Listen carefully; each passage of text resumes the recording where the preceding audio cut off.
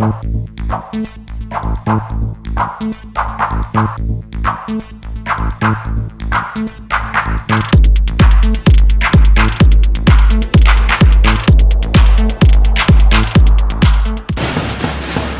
안녕하십니까.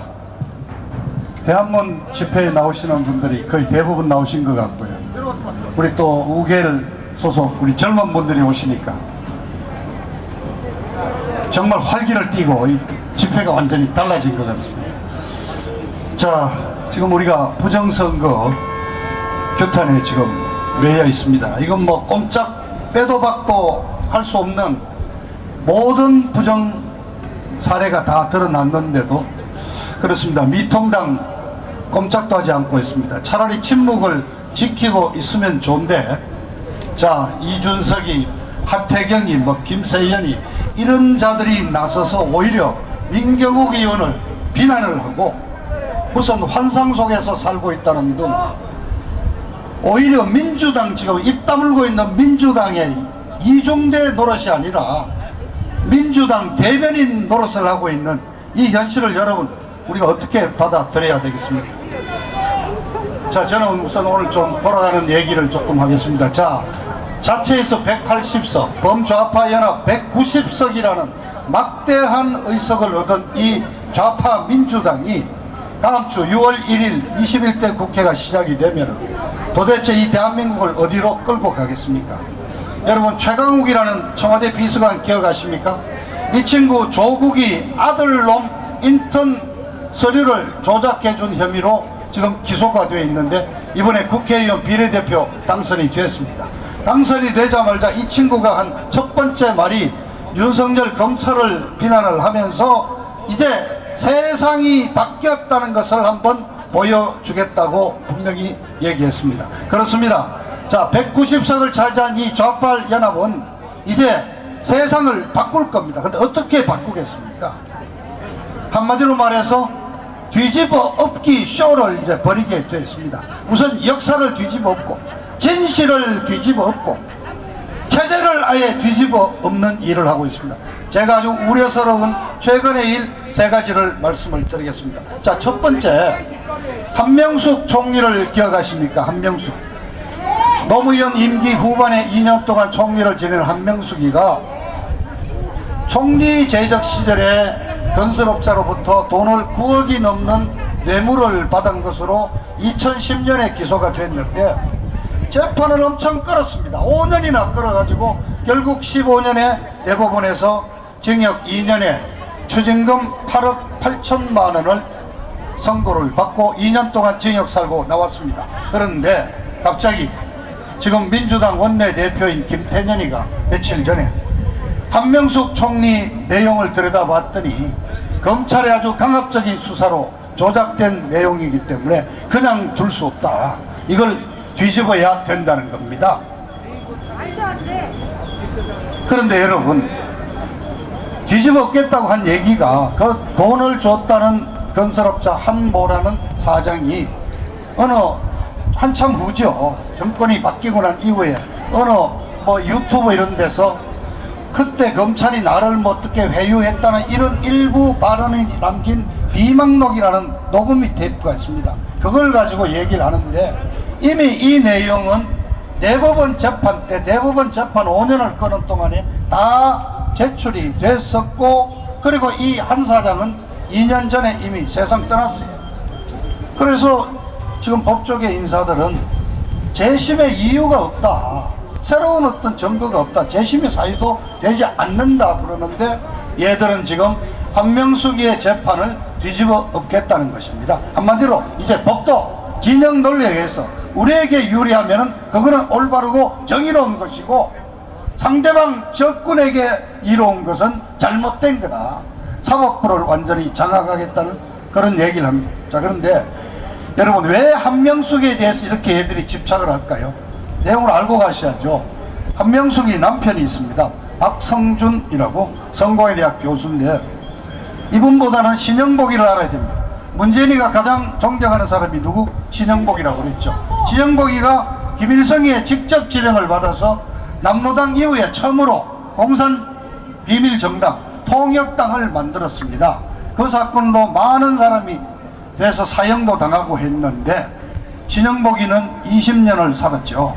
근데 이 박성준이도 신영복이와 같이 당시 서울상대를 다니다가 신영복이한테 포섭이 돼서 통역당 사건으로 15년을 살고 나왔습니다. 그래서 신영복이가 죽고 난 지금 통역당 사건 관련자로서 가장 나이가 많은 사람입니다. 다른 말로 하면은 쉽게 말해서 대한민국의 좌익활동 빨갱이 서열로 1위라고 다들 이렇게 여러 사람들이 지목하고 있습니다. 자, 거기에 한명숙이는 남편 옥바라지 하면서 운동권에 뛰어들어서 지금 운동권 586 주사파 애들을 키웠다 그럽니다. 그래서 걔들 사이에서는 한명숙이가 대모로 불립니다. 그러니까 대한민국 서열 1위에 내부 대모 잘 모셔야 되지 않겠습니까? 자, 이제 법도 자기들 마음대로 바꾸는 거예요. 내로남불이 땅감. 법도 자기들에게 맞으면은 로맨스고 자기들의 입맛에 맞지 않으면은 불륜으로 몰고 가는. 자, 두 번째, 오이사 조치라고 아십니까? 2010년 3월 천안함이 폭침을 당했죠. 그래서 당시 이명박 정부가 즉각 북한에 대한 모든 경제 교류 협력을 중단시키고 북한 선박에 한국 영해 내에 항해를 금지를 했습니다. 자, 근데 이제 드디어 우리 190석 가졌다 이겁니다. 바로 이틀 전에 통일부 대변인이 공식으로 발표했습니다. 오이사 조치는 이제 해제해야 될 것 같다. 왜냐? 실효성이 없는 것 같다. 자, 그런데 여러분, 오이사 조치를 이명박 정부가 발표할 때 북한에 사과를 요구했고 책임자 처벌을 요구했습니다. 그런데 그 책임자 처벌됐습니까? 책임자들은 오히려 더 승진했습니다. 사과 없었습니다. 근데 이제 오이사 조치는 해제하겠다. 딴 거 아닙니다. 북한하고 빨리 좀 해주고 싶은데, 대북 사업을 하고 싶은데 자꾸 걸림돌이 되니까 스스로 이제 얘기하는 겁니다. 실효성이 없어졌다. 자, 그런데 여러분, 오이사 조치 마음대로 해제할 수 있습니까? 이거는 어떻게 보면은 지금 미국 주도하에 벌어지고 있는 유엔 제재 조치를 정면으로 지금 위반하는 조치입니다. 자, 얘들은 이제 전통적인 우방관계, 한미 동맹관계도 한번 뒤집어 엎어 보겠다 그러면서 항상 자주 라는 말을 쓰고 있습니다. 자, 동맹관계가 또 어떻게 돼요? 자, 이미 이 정부가 이번 선거에도 중국 개입이 드러났지 않습니까? 이미 친중 반미로 돌아서고 있는 걸 여러분 똑똑히 기억하셔야 됩니다. 세 번째, 앞서도 지적이 있었지만은 5.18 특별법을 만들겠다고 그럽니다. 이미 법안이 내용이 나와 있습니다. 발의 의원도 정해져 있는데 내용은 이렇습니다. 그들의 말을 빌려서 5.18을 부인하거나 비난하거나 비방하거나 왜곡하거나 허위사실을 유포하는 경우 징역 7년 이하, 벌금 7천만 원 이하를 매기도록 되어 있습니다. 자, 그러면 이제 앞으로 이 연단에서도 어떻게 광주 순창 주변에 있는 40여 개 무기고를 4시간 만에 탈취를 해가지고 5,000정이 넘는 카빈총 10만 알이 넘는 총알을 확보했느냐 이런 얘기 하면 이제 그냥 징역 7년까지 이제 처한다는 겁니다. 자, 대한민국에는 그동안 지난 정치판에 30년 가까이 금기어가 3가지가 있었습니다. 바로 첫 번째가 이 5.18을 비난하는 것, 두 번째가 바로 세월호, 그리고 또 하나, 두 번째가 세월호, 세 번째가 뭐 위안부 문제였습니다. 근데 위안부 여러분 지금 어떻게 된지 아시죠? 그 위안부 할머니들 갖고 이른바 정대현하고 정의연인가 하는 얘들이 그냥 그 할머니들 앞세워가지고 앵벌이 해가지고 돈 벌어서 다 챙겨 먹었지 않습니까? 바로 이런 것부터 바로 잡아야지. 얘들은 지금 대한민국의 역사 진실을 뒤집어 엎겠다는 겁니다. 자, 5.18에 대해서 입을 막는 것은 결국 사상과 표현의 자유를 막고 있다는 겁니다. 자, 얘들은 지금 이렇게 세상을 뒤집어 엎으려고 하고 있습니다. 그런데 우리가 기대해야 될 제1야당, 그래 미통당, 그래 통합당 지금 뭐 하고 있습니까? 자, 현재 지금 통합당의 대표 대행을 맡고 있는 원내대표라는 그 주호영이라는 자, 지난주에 5.18 망언에 대해서 아주 사과를 한다고 합니다. 아주 광주까지 내려가서 사과를 하고 단체 유공자들을 만나가지고 그 뭐 부상자회, 유공자회 3단체를 이제 법정단체로 만들어서 국가 예산으로 지원해 주겠다는 얘기를 하고 그 기념식에서 뭐 님을 위한 행진곡을 열심히 팔을 흔들면서 불렀다고 신문에 대대적으로 나옵니다. 오늘은 이 친구 또 봉하마을에 부엉이발이 사건 거기에 또 조문하러 간다고 그럽니다. 자, 그 다음에 미통당. 자, 이번 이렇게 빼도 박도 못할 증거가 나오고 중국이까지 개입된 이 부정선거에 대해서 단 한마디도 입을 대지 않고 있습니다. 하다못해 당 차원에 뭐 진상규명위원회라 위원회라도 하나 만들어야 될 거 아니에요. 아무것도 하지 않고 있습니다. 자, 왜 이럴까 그럼? 그건 야당이 아니죠. 자, 그 다음에 그저께 처음으로 당선자들이 워크숍을 열었습니다. 근데 이 자리에서 드디어 나올 얘기들이 다 나왔습니다. 이제 반공 얘기 그만해야 된다. 안보 얘기 그만해야 된다.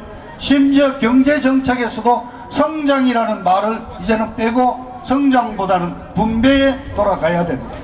그리고 중대한 말이 나왔죠. 이제 극우 우익 세력과는 관계를 단절하겠다고 분명히 얘기했습니다.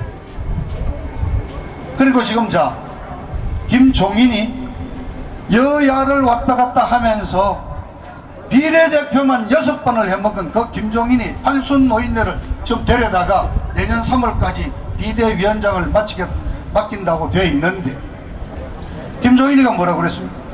MB 정권 5년, 박근혜 정권 4년 우리는 다 잊어버리겠다 그랬습니다. 자, 이러고 이게 야당입니까? 이게 보수 정당이 맞습니까? 우리는 어떻게 해야 됩니까?